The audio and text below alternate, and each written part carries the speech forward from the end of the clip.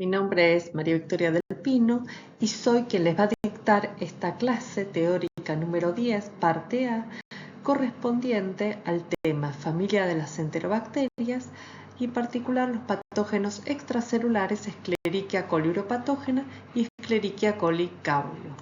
Los de esta clase son reconocer las características generales de la familia Enterobacteriaceae, analizar los principales factores de virulencia de las especies extraintestinales de Escherichia coli, en particular Escherichia coli uropatógena y Escherichia coli K1, describir la importancia médica y el impacto en la salud humana de estas especies mencionadas, así como también estudiar el diagnóstico microbiológico, las medidas de profilaxis y prevención.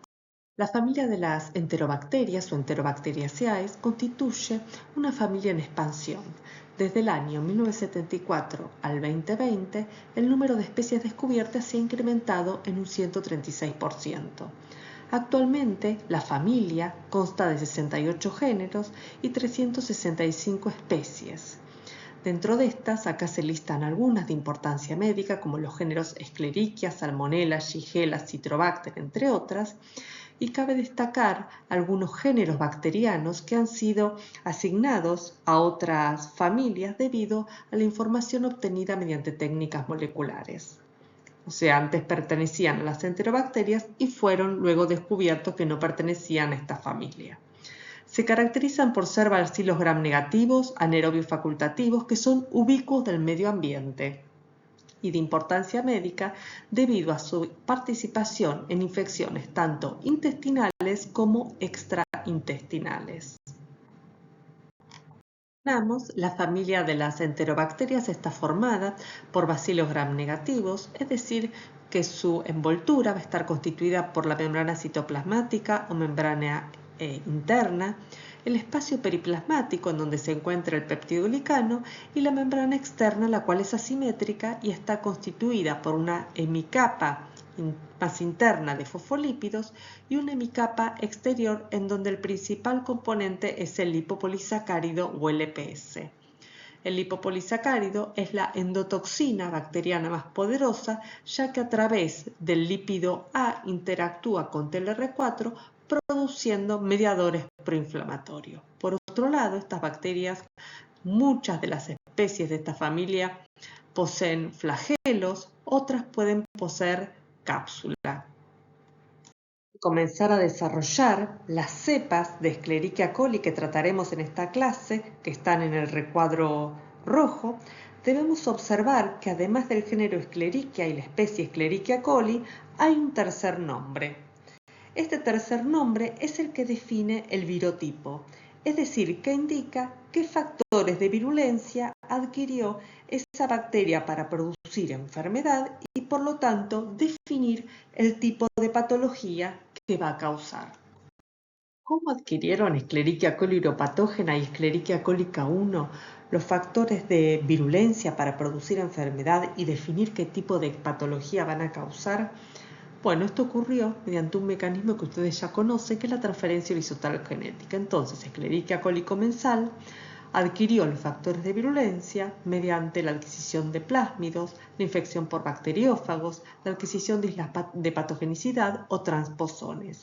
En el caso de Escherichia coli uropatógena, se destacan la adquisición de dos tipos de fimbrias, las fimbrias de tipo 1 y las fimbrias P. Como ustedes ya han visto, las fimbrias están constituidas por un polímero de proteína formado por subunidades de pilina, en cuyo extremo distal se encuentra una proteína especializada, una lectina, y las lectinas tienen afinidad por residuos de azúcares. En el caso de las fimbrias de tipo 1, van a tener afinidad por manosa, mientras que las fimbrias P se van a unir a residuos de galaviosa. En el caso de Escherichia coli K1, el principal factor de virulencia y determinante de patogenicidad es la cápsula, que está constituida por ácido policiálico que imita a moléculas que están presentes en la superficie de las células del hospedador. Por lo tanto, mediante mimetismo molecular, le permite a la bacteria evadir a la respuesta inmune. ¿Van a producir estas bacterias infecciones extraintestinales? Bueno, la microbiota intestinal normal está integrada mayoritariamente por bacterias gram positivas seguidas de las gram negativas. Estas bacterias pueden abandonar el colon y colonizar en individuos sanos la zona perineal, perianal y en el caso de la mujer puede estar colonizada la vagina y la uretra. Y de ese modo, Escherichia coli uropatógena y Escherichia coli K1 pueden acceder a sitios extraintestinales que le permitirán causar, como vamos a ver más adelante, las infecciones específicas de acuerdo a los factores de virulencia que poseen. Comenzaremos entonces con Escherichia coli uropatógena definiendo la epidemiología y la importancia médica. Aproximadamente un 10% de la población presenta al menos una infección urinaria a lo largo de su vida y su prevalencia varía según la edad y el sexo. Sobre esto profundizaremos en el seminario. En la parte inferior de la diapositiva se muestra la distribución etiológica de las infecciones urinarias según sean no complicadas o complicadas.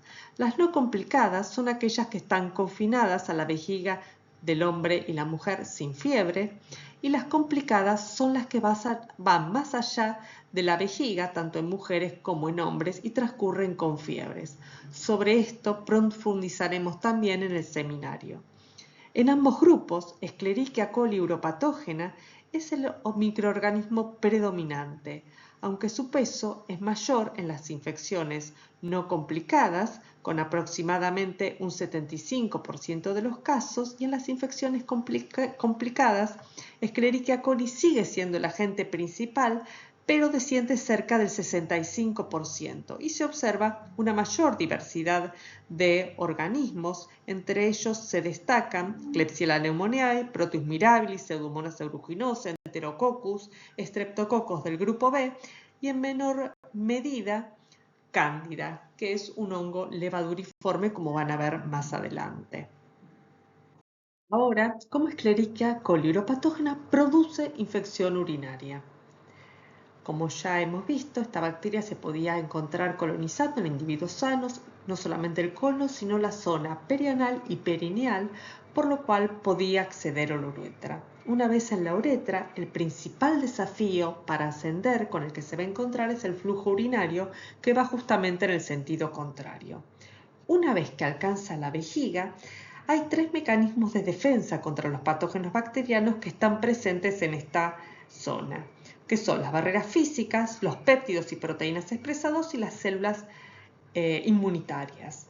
El uroepitelio de la vejiga constituye la primera barrera física y está formado por 3 a 6 capas de células epiteliales transicionales y las células superficiales que constituyen la primera capa celular en la luz de la vejiga y que van a estar recubiertas por uroplaquina. Esta uroplaquina es una barrera física que va a proteger a las células de la orina de toxinas y también de microorganismos, excepto de Escherichia coli uropatógena. ¿Por qué? Porque la uroplaquina es una glicoproteína con residuo de manosa. Y como mencionamos, Escherichia coli uropatógena reconoce manosa y se une a ella a través de sus fimbrias de tipo 1.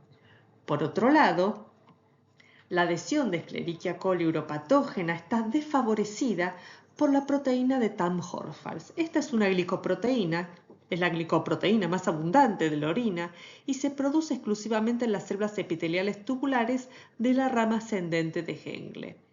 La proteína de Tamm-Horfalz compite con la uroplaquina por la interacción con las fimbrias de tipo 1. ¿Por a qué se debe esto? A que la estructura de la proteína de Tamm-Horfalz es rica en manosa y se une a las fimbrias de tipo 1, compitiendo eficazmente con los receptores presentes en la uroplaquina de las células epiteliales de la vejiga. Esta acción va a reducir la adhesión y la colonización de Escherichia coli uropatógena a la vejiga, facilitando la eliminación a través del flujo urinario. Además, la proteína de Tamm-Horfalz ayuda a prevenir una inflamación excesiva durante la infección vesical Por un lado, al eliminar a la bacteria, que se acuerdan que tiene el EPS, que es la endotoxina más poderosa. Y por otro lado, también esta proteína tiene afinidad por el LPS, impidiendo su interacción con TLR4, que está expresado tanto por las células epiteliales como también por células inmunes que se van a encontrar ya infiltrando, regulando entonces la expresión de especies reactivas del oxígeno y citoquinas proinflamatorias, de ese modo reduciendo el daño sobre el tracto urinario, y por eso la van a encontrar también con el nombre de uromodulina. Si bien en el tracto urinario se produce IgA secretoria por parte de las células plasmáticas de la lámina propia, la función de la IgA en las infecciones urinarias todavía no ha sido definida en importancia. Como recién mencionamos, las células superficiales contienen uroplaquina que funciona como receptor de las fimbrias de tipo 1 de Escherichia coli uropatógena. Esta unión de las fibras de tipo 1 a la uroplaquina puede inducir una reorganización de los filamentos de actina e internalización de la bacteria, la cual se multiplica rápidamente dentro de las células, formando comunidades intracelulares. En algunos casos la bacteria tiene aspecto de filamento, ya que la replicación rápida impide que se separe el septum. Esta bacteria puede salir de la célula e infectar una célula adyacente. Alternativamente, la unión de la uroplaquina a las fibras de tipo 1 puede inducir la muerte de las células superficiales. Esto va a depender del estado de esta célula superficial, así como también del inóculo bacteriano que esté interaccionando con ella. Por otro lado, Escherichia coli uropatógena también produce una exotoxina, que es la hemolicina A, formadora de poros, que al formar poros sobre la membrana de las células superficiales induce su exfoliación o muerte por apoptosis. Durante este proceso se liberan las bacterias intracelulares que ahora van a poder infectar el epitelio de transición, pero en este caso no se multiplican, sino que permanecen en estado de quiescencia y forman de ese modo reservorios quiescentes intracelulares. Por otro lado, algunas bacterias, gracias a la presencia del flagelo, van a poder migrar hacia el epitelio renal, hacia el riñón, y si poseen las fimbrias de tipo P que se unen a galabiosa que está expresado en el epitelio renal, van a producir infección allí, favorecidas además por la hemolicina, que produce daño renal y favorece aún más el asexo de más bacterias al alterar el flujo de orina. El diagnóstico de las infecciones urinarias va a depender de la suma de los síntomas clínicos que están enlistados aquí debajo y los pueden leer, así como también los estudios de laboratorio, en donde la muestra que se va a obtener va a ser una muestra de orina, chorro medio en frasco estéril, sobre la cual se van a realizar estudios físico-químicos, se va a estudiar sobre un determinado volumen de orina centrifugado para obtener el sedimento, el infiltrado inflamatorio, y sobre la orina completa se va a realizar un cultivo semicuantitativo para llegar a la identificación de la bacteria responsable y la realización del antibiograma para definir el tratamiento. Todo esto lo describiremos en mayor detalle durante el seminario. Hay profilaxis específica contra Escherichia coli uropatógena ni contra cualquier otra que cause infección urinaria. Si bien se han desarrollado vacunas y algunas han llegado a fase clínica, ninguna ha logrado una protección sustancial. Como medida de prevención están las medidas generales: buena hidratación, orinar con frecuencia, orinar después de las relaciones sexuales, higiene genital adecuada, y también en poblaciones especiales deben atenderse con estudios especiales. En el caso de las embarazadas, realizar estudios sistemáticos con urocultivo; hombres, siempre estudiar la causa subyacente; y en niños, evaluar anomalías urinarias. Todo esto lo desarrollaremos con mayor detalle en el seminario correspondiente. A partir de ahora nos ocuparemos de Escherichia cólica 1, que es responsable de la meningitis neonatal, y vamos a definir la epidemiología y la importancia médica. La estimación de la mortalidad neonatal indica que un 13% de los neonatos mueren a causa de sepsis o meningitis. El agente etiológico responsable, en primer lugar tenemos a Streptococcus agalactiae, que ya lo han estudiado en teóricas anteriores, y en segundo lugar se encuentra la que nos ocupa, que es Escherichia cólica 1, y en último lugar Listeria monocitogenes, que lo van a estudiar en otra clase. Vamos a ver ahora la patogénesis de la infección por Escherichia cólica 1, es decir, cómo puede causar meningitis en el recién nacido, teniendo en cuenta que para esto debe pasar el torrente sanguíneo y atravesar la barrera hematoencefálica para causar inflamación. ¿Cómo pasa esto en el neonato? En primer lugar, su tracto gastrointestinal se coloniza a través del parto bajo mediante el paso por la vagina colonizada. Y esta bacteria, en el recién nacido, puede atravesar el epitelio intestinal y alcanzar la circulación. ¿Por qué motivo K1 atraviesa la barrera intestinal del neonato, pero no del adulto, considerando que la bacteria está colonizando el colon de los adultos? Esto se debe a que el epitelio es más permeable, las uniones estrechas y la barrera intestinal de los neonatos aún no están tan bien desarrolladas como en el adulto, y al mismo tiempo la respuesta inmune también es inmadura. Sin embargo, puede causar meningitis en el adulto esta bacteria cuando hay perforación del intestino y pasa a peritoneo y de allí directamente a circulación. Una vez que Escherichia K1 se encuentre en el torrente sanguíneo, la cápsula de ácido policiálico por mimetismo molecular, como ya mencionamos, la va a proteger de la acción del complemento y de la fagocitosis. Para la unión e invasión de la barrera hematoencefálica es necesario un alto grado de bacteriemia, y la bacteria se va a unir a las células endoteliales gracias a fimbrias de tipo 1 y luego se va a adherir más firmemente mediante la adhesina afímbrica o MPA, que junto con la invasina IBA que se unen al receptor de la célula huésped, van a disparar la señalización intracelular que van a ayudar a que Escherichia K1 atraviese la barrera hematoencefálica. Esto lo va a hacer mediante el mecanismo de transitosis. Para esto, esta vesícula fagocítica que contiene a la bacteria, lo que va a tener que hacer es evadir la fusión con el lisosoma. Y para ello se sabe que la cápsula de ácido policiálico cumple un papel preponderante. Una vez que la bacteria ingresó al sistema nervioso central mediante el mecanismo de transitosis que vimos recién, lo que va a ocurrir es que se va a desencadenar la liberación de factores por parte de las células huésped, macrófagos, microglía, que son los macrófagos residentes del sistema nervioso central, los astrocitos y las mismas células endoteliales y células inflamatorias que van a atravesar ahora la barrera endotelial que ha perdido sus uniones estrechas y va a dar lugar a una respuesta inflamatoria que va a dar lugar a lesión neuronal.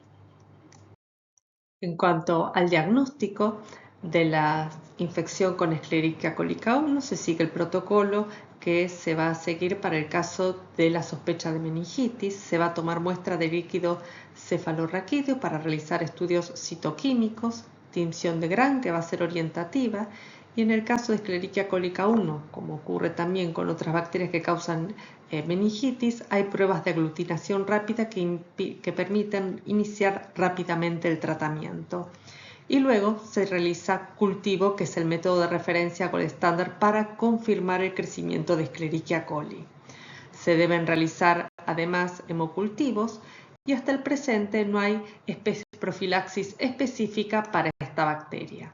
En conclusión, podemos decir que estudiamos dos virotipos de Escherichia coli cuyos principales factores de virulencia son, en un caso, las adhesinas y en otro, la cápsula, y demostramos cómo la adquisición de factores de diferencia mediante mecanismos de transferencia horizontal genética puede dar lugar a dos cepas bacterianas que producen patogenias diferentes.